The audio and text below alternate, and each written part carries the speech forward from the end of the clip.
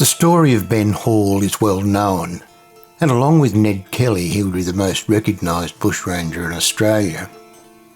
We're not going to go into the life and times of Ben, rather look at some of the unusual facts, myths and legends after he was buried. More on the history of Ben is at the Forbes Historical Museum, and it's well worth a visit.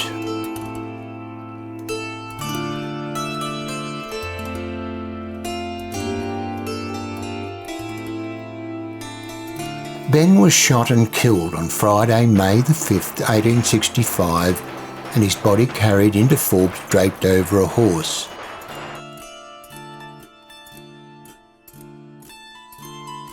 He was buried in the Forbes Cemetery the following Sunday, May the 7th. Newspapers of the day gave a full description of the burial. The funeral, Western Examiner, May 1865. The funeral procession started for the cemetery at 4 o'clock and consisted of the hearse driven by undertaker Mr. Toller. The hearse was ornamented with black plumes in profusion and drawn by black horses. Immediately following were Ben Hall's brother William Hall and his wife, 2 or 3 carriages and 40 to 50 persons on foot. At the cemetery, about 100 persons had collected.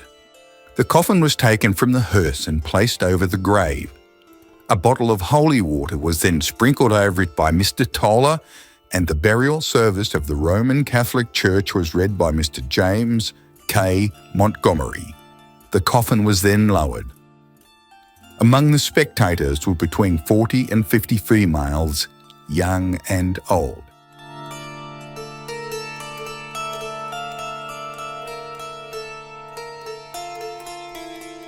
For many years, Ben's grave lay in a remote corner of the Forbes Cemetery, slowly deteriorating.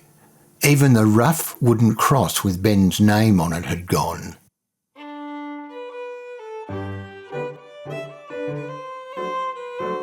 Finally, in 1923, 2 retired shearers, Jim and Ted Plunkett, decided to do something about it. For years, Ben Hall's grave at Forbes has been left to rot.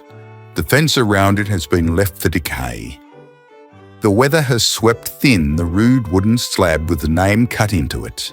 But now, quietly and mysteriously, in silent pride, a marble headstone has been set up in place of the worn wood. They had just replaced the headstone on their parents' grave, and they had it refurbished with Ben's name upon it. Here's the story as told by the local press. Forbes Advocate, 1923. The majority of Forbes people are unaware that the grave of Ben Hall has been embellished with a new marble headstone. E.J. and J. Plunkett had the stone removed from the grave of their parents when the new memorial stone was erected by them to their parents. Mr. C.J. Shakespeare, a sculptor of Wellington, removed the old inscription and replaced it with, "In memory of Ben Hall." There was even a poem written about it. Forbes Advocate, 1923.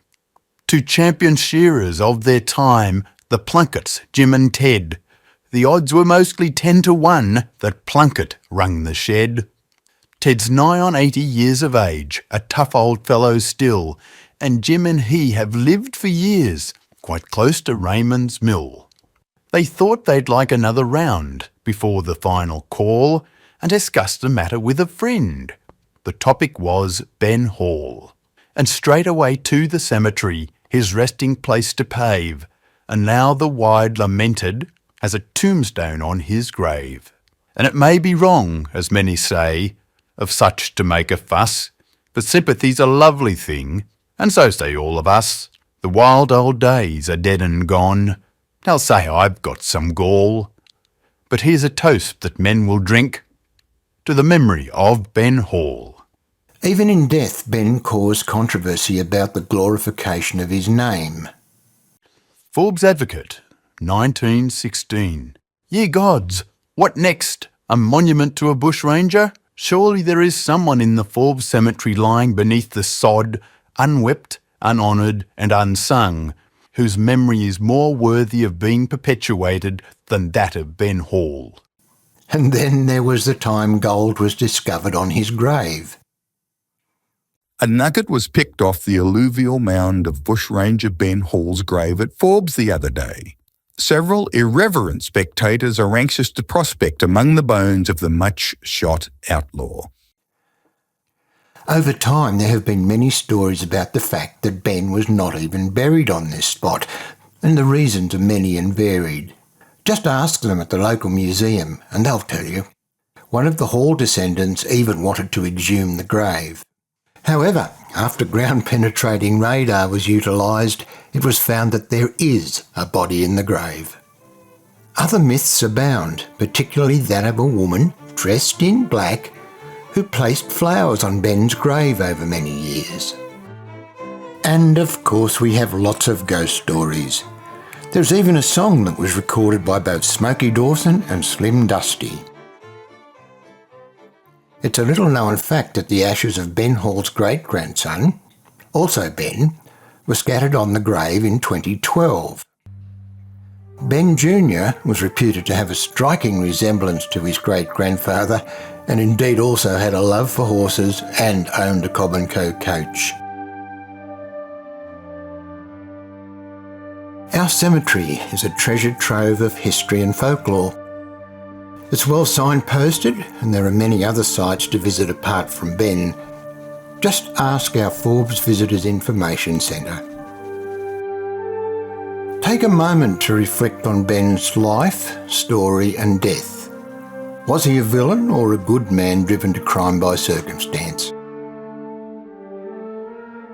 We'll leave it up to you to decide.